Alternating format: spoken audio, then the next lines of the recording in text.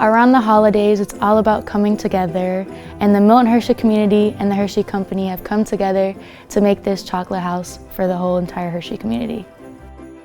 My name is Sarah Ptolemy, and I'm in the carpentry pathway. So we were tasked to make the candy house for the Hershey Company at Chocolate World this year. And it's a big deal for me because this is my first big project that'll be seen by other people. We started it at the end of last year, just kind of building the skeleton of it and the framing work. And we went to the Hershey Mansion, because that's what we're building it off of, to kind of see what we were building. And then we had to go and start working on it, cutting out windows, working on little details and stuff. We built it in different parts so that we could take it over to Chocolate World and then put it up there.